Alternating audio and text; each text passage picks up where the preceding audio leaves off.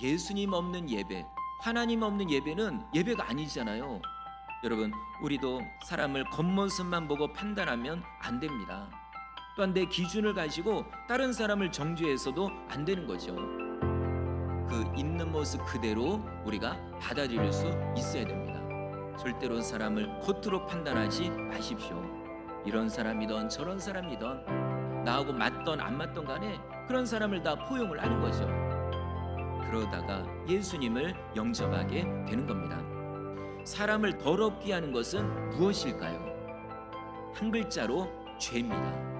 사람 안에서 나오는 것이 사람을 더럽게 하는 것이니라 하시고 아멘. 사람 안에서 나오는 게 사람을 더럽게 합니다. 이게 죄예요. 여러분, 본인들이 죄인이란 걸 인정하나요? 내가 조금 죄 지었으니까 난 죄인이야, 이 정도가 아니에요. 제가 말씀드리는 죄인이라는 거는요, 우리가 죽으면 지옥에 떨어질 수밖에 없는 죄인을 얘기하는 겁니다. 우리가 구원받으려면 먼저 중요한 게 내가 죄인이란 걸요 철저하게 인정해야 되는 거예요.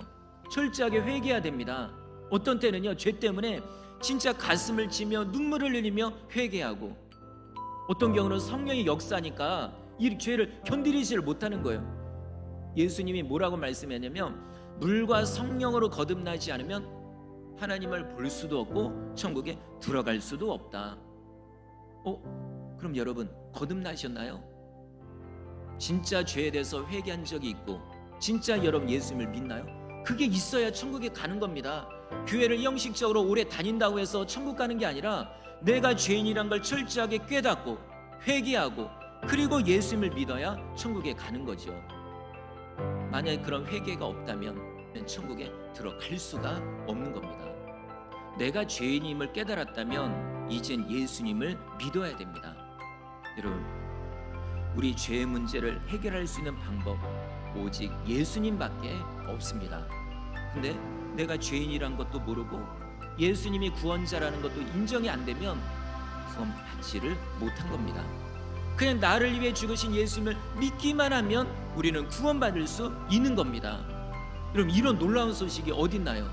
이게 진짜 보혈의 능력이죠. 하나님이 이것 때문에 예수님을 우리에게 보내신 겁니다. 그래서 여러분, 우리가 구원받는 비결은 예수님을 믿는 겁니다.